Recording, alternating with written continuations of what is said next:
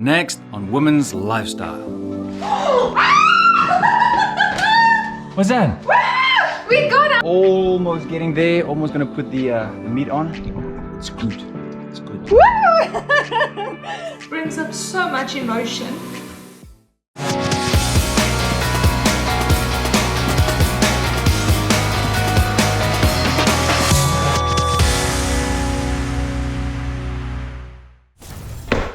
Hi everyone, and welcome back to this week's lifestyle episode. So with the last episode, we ended with load shedding and record our awesome content that you see every week. Oh no. Babes! Daniel! Oh, I forgot. Load shedding. And for those of you that don't know what load shedding is about here in South Africa, it's basically where they cut our power periodically for a few hours, especially if there's an excessive power load on the power plants here in South Africa. So that is just one of the few trials and tribulations that we have been facing for the past 2 years. And I would like to share some more with you. But before we do that, let's go and get a cup of coffee.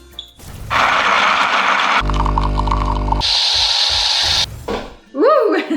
Okay, so now that I've got my cup of coffee, I would like to share with you a little bit more about our lives and what has been happening over the past, let's say, 2+ years. So after 2019, I finished my degree and I took a bit of a break from social media for about 2 years because of all the craziness and everything that we were dealing with. And we basically started off with me joining Daniel on a full-time basis with his YouTube channels. And yeah, we had to get into that whole notion of working together 24 hours a day, 7 days a week. Video bomb. But who doesn't want to work with this lovely face? Oh, thank you. I'll see you guys later. See you later. Okay, bye. And then of course, after that, the pandemic hit the whole world, which it affected so many lives on various different ways. And that was very hard. Then during that same time, we got some bad news of precancerous cells that was found on my cervix. So I had to go in for a biopsy for that, the precancerous cells to get removed. And then a few years ago, I was also diagnosed with polycystic ovary syndrome. So during that time, I had to go for a laparoscopy, specifically for ovary drilling.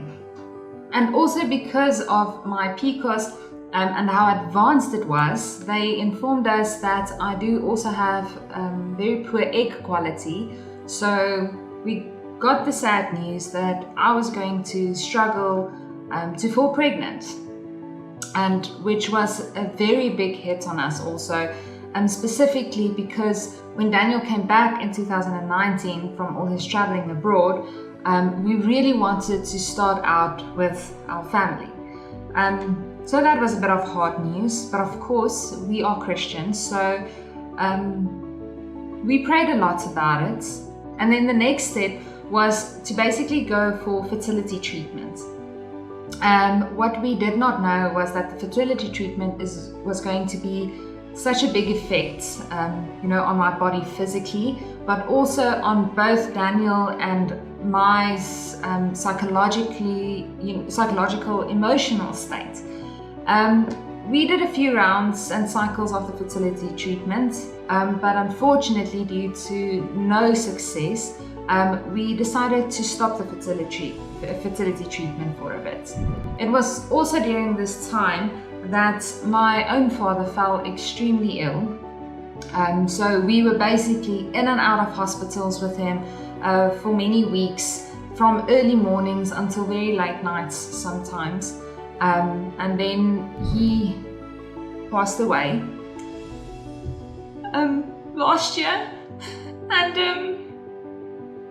sorry guys, talking about all of this just brings up so much emotion. But yes, he passed away last year, unfortunately.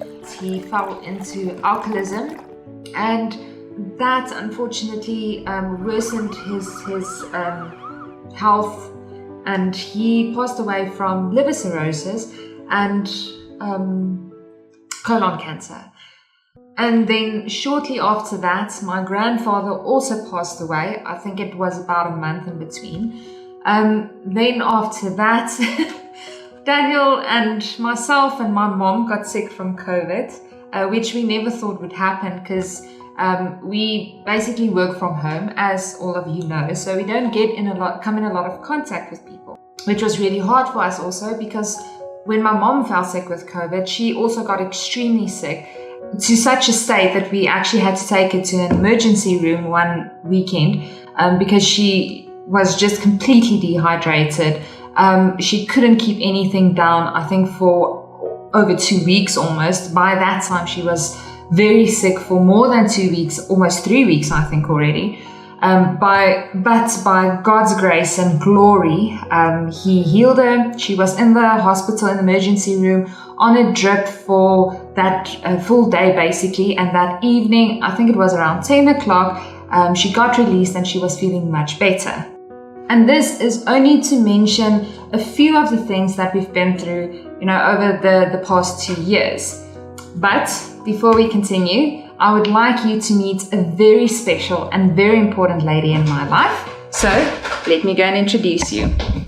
Woo! Hi! So everyone, I'd like you to meet this exceptional woman in my life, my mom. Hi guys, I'm Nikita's mom. So I can't tell you how much I've learned and how much she has taught me in 33 years? 33 years. Oh gosh, I'm getting old. But yeah, she has been an absolute blessing in my life, and I can't imagine having another mother like her. She is awesome. And unfortunately, she and my dad got divorced when I was 11, but that's a story for a different time. And she is a recent pensioner. Ooh, at last. Doesn't feel like it. How does it feel to be on pension? Relieved.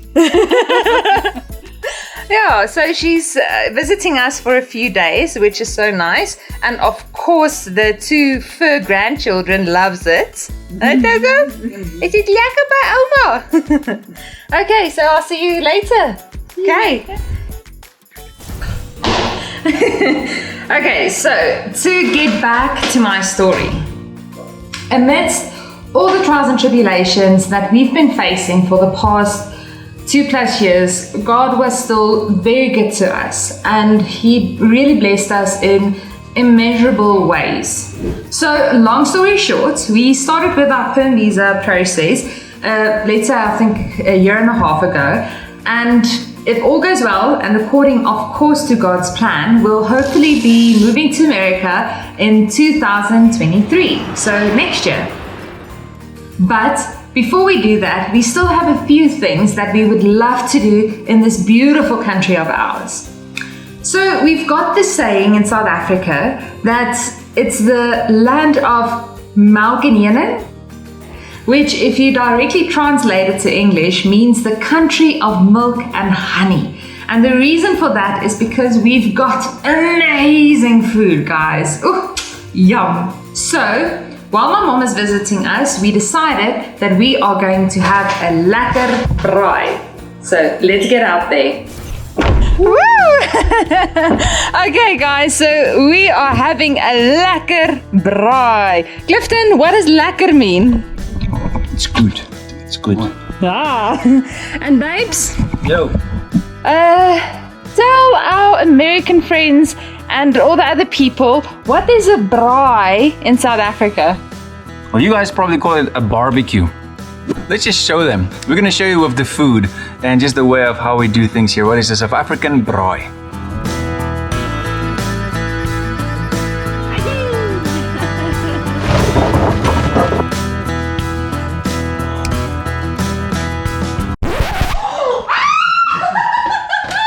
What's that? We got our American tourist visas! Yes! Let's see. Yeah.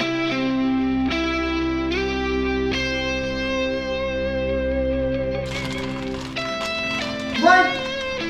Expiration date 23rd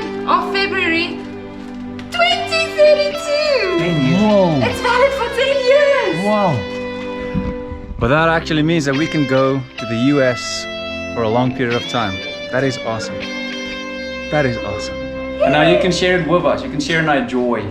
Yes. Let's continue the barbecue. Okay, Nikita, what are you doing? Yes. Okay, so I'm preparing some mushroom with butter and garlic and some cheese over it. We're gonna pop in the oven. Okay, nice. Mom, what are you doing? I'm preparing braai. In Afrikaans we call it braaibrood. Nice. Yes, it's cheese, tomatoes, onion and yeah. Nice. Oh.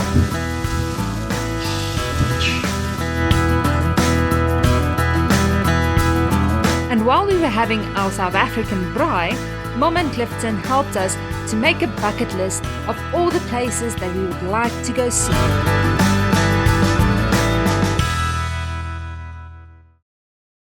So guys, South Africa is honestly an absolutely beautiful country, and one of the reasons why people come specifically to South Africa and prefer it as a holiday destination is because of the magnificent scenery that you get to see in all the different places.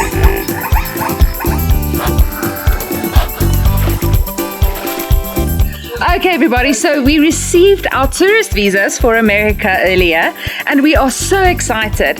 So what we're going to do is we're going to take a little bit of a vacation to America for a few weeks. Then we're going to come back to South Africa to take a few trips that we still want to go see and do. And we started with a bucket list. Babes, talking about the bucket, sorry, I'm video bombing this. Yeah. I know exactly what we have to do. Let's go on a